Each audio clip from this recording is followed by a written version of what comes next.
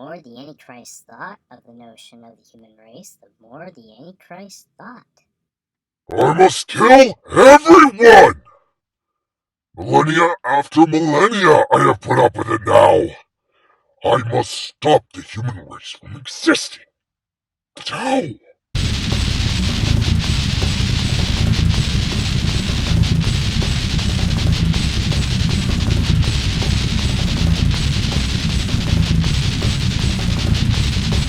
Hi, Matthew24Answers here, and I want to thank you for watching my channel. In my last videos, I described who and what the Antichrist is going to be, and what exactly his whereabouts are going to be in the end times, as well as when we should be able to successfully determine when he will show up in relation to the end times. I also described the very motives of the Antichrist and what particularly inspires the Antichrist to nearly destroy the world and potentially all of humanity. Now, instead of talking motives, I will talk methods. Oh, what's the matter?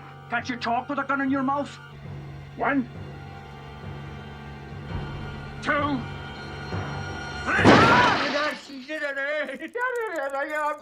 How will the Antichrist conduct itself? Well, according to the cross-references from the previous videos, it would appear that the Antichrist will behave in a deceitful manner, as stated in Daniel chapter 11, verse 21, regarding the rise of the Antichrist. The king of the north will be succeeded by a contemptible person, who has not been given the honor of royalty.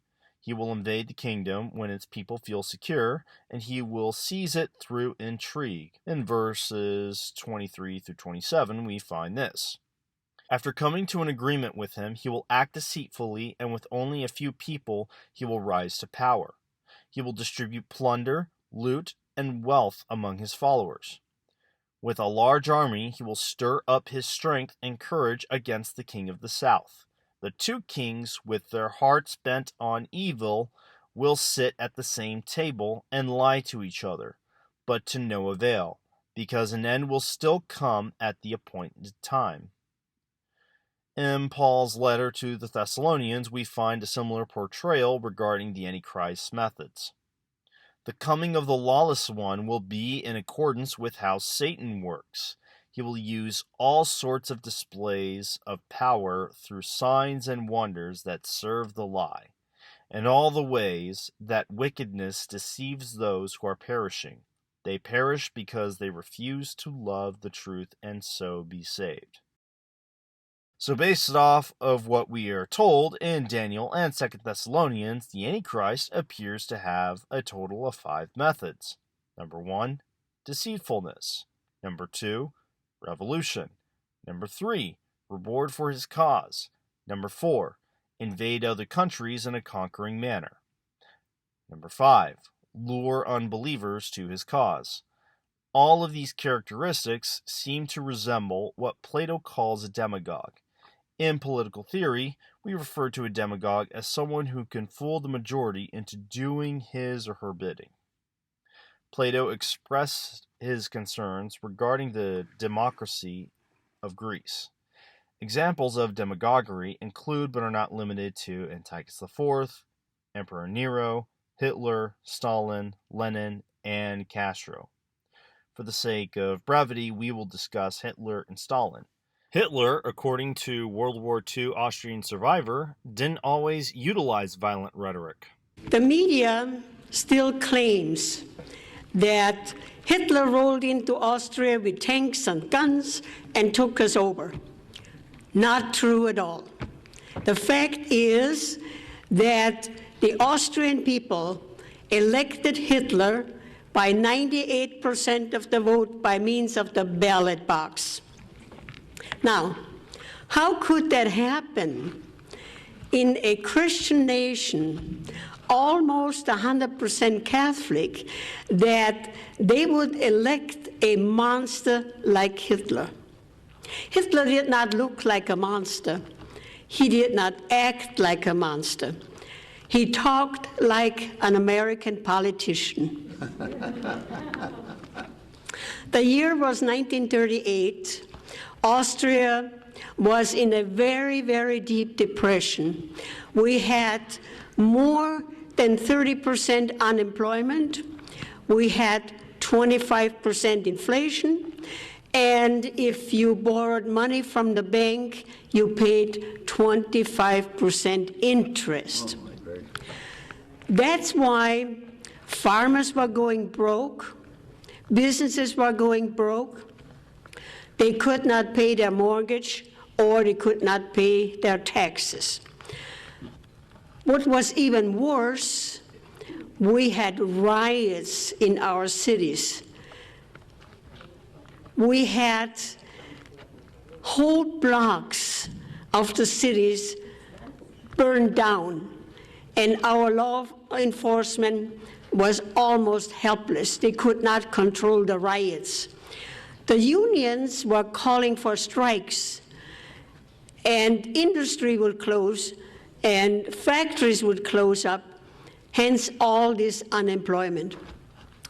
It was not unusual in my home that 30 people a day would knock on the door for a bowl of soup and a slice of bread. They could keep themselves alive by going door to door. There were no jobs. There were young people, college graduates, no jobs.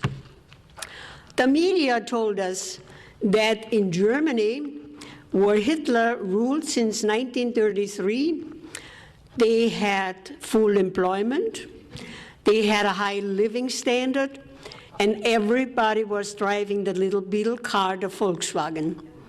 We did not hear a whisper that anybody was being persecuted or arrested. We only heard good things. And of course, we spoke the same language. We spoke German. We had the same culture. There was only a border between us, Austria and Germany, like South and North Dakota. And we said, why not? We would like to have the same high living standard what Germany had, and of all the things, jobs. People wanted to work. Austrian people are not lazy, they want to work. So the Austrian people petitioned the government for a plebiscite, for an election. And hence, the Austrian people elected Hitler by 98% of the vote. He also encouraged the people of Germany to revolt against the social norms.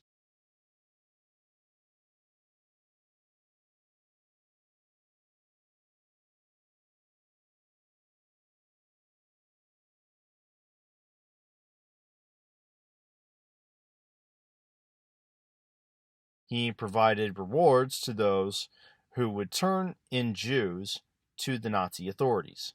Just ask George Soros. My understanding is that you went out with this protector of yours who swore that you were his adopted godson. Yes. Went out, in fact, and helped in the confiscation of property from the Jews. That's right. I mean, that sounds like an experience that would send lots of people to the psychiatric couch for many, many years. Was it difficult? Not at all. On top of this, he would invade other countries like Poland, France, and Belgium. Most importantly, he would rally other like-minded people to his cause, such as the Grand Mufti of Jerusalem, in order to exterminate the Jews. Stalin, as well as other communist rulers during the days of the USSR, attempted to portray communism as a successful, flawless system. Both he and Lenin revolted against the Romanov family, destroying what may have been intentionally most historical memories of such important figures.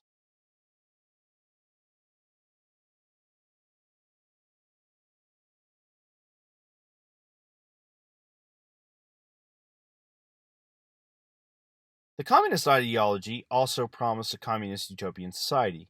Countries invaded or used as a front would be Germany regarding its division from the Iron Curtain, and Korea, Vietnam, and Afghanistan. He would also rally support along with his followers and fans located within the United States. Similar to this practice, we find this in Revelation chapter 13, verse 8. All inhabitants of the earth will worship the beast. all whose names have not been found written in the Lamb's book of life, the Lamb who was slain from the creation of the world. So it is safe to say that we can expect the Antichrist to act in the same way. One more characteristic that I also did not mention would be heavy regulation in the economy, as evident in Revelation chapter 13, verses 16 through 17.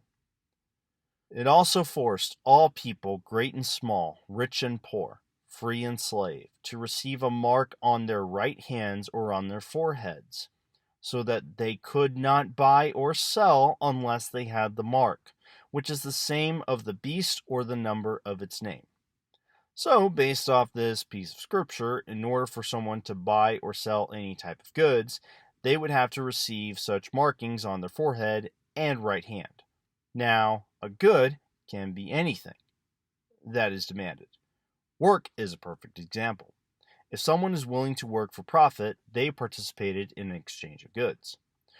One sells their labor, the other buys it. Under the mark system, one cannot sell their work unless they hold this mark. It can also be problematic for Christians who wish to pay for security in such an event. No mark, no security.